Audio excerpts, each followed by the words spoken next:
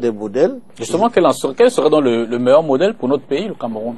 Non, mais j'avais même déjà esquissé. De passage ici, j'étais en vacances en 2004. En 2004, la question était que faire de l'accumulation des fonds qui sont issus du PPTE. Je prends juste un exemple. Hein. Le PPTE a accumulé déjà des fonds importants. Donc, j'ai donné une interview à Douala au Messager, répétée à Yaoundé Habitation, et la proposition était simple. La moitié des fonds du PPTE, il faut l'allouer aux régions. Et l'autre le développement local. Oui. Et l'autre moitié reste à Yaoundé, à gérer par le gouvernement central. Donc, une moitié va à chacune de nos 10 régions. Comme dans la Constitution, c'était déjà prévu, le Sénat, les conseils régionaux, les organes régionaux vont gérer.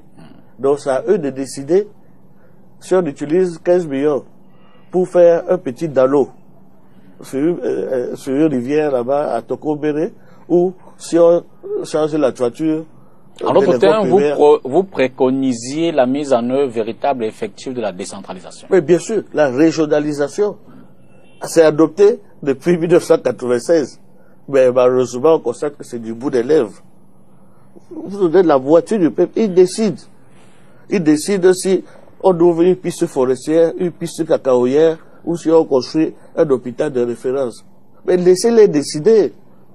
Mais après 60 ans d'indépendance, le nombre de cadres que nous avons, qui sont en retraite dans leur village ou dans leur ville d'origine, beaucoup ont de l'expérience de la gestion des affaires publiques. Bon, mais laissez-les décider. S'il faut faire une petite piste de 15 km, ou s'il faut construire une école, ou s'il faut construire un CETIC, un collège d'enseignement technique. Il ne faut pas que ce soit le ministre de l'économie qui convoque tous les journaux en début d'année et donne à chacun 200 000 ou 2 millions, je ne sais pas combien, pour dire, bon, publiez, voici, allez publier la liste des projets. Allez publier la liste des projets. Et là, vous voyez de tout. Vous voyez des projets de 400 000 francs CFA. Hein. De 400 000 francs CFA au fin fond d'un village là-bas à l'est. Et la décision est prise par un ministre à Yaoundé. Mais vous comprenez que ça ne peut pas réussir. Ça ne peut pas réussir. Et en plus, c'est vraiment en porte-à-faux avec le mode d'organisation politique et administrative qui a été décidé dans la Constitution de 1996. La concentration excessive de la décision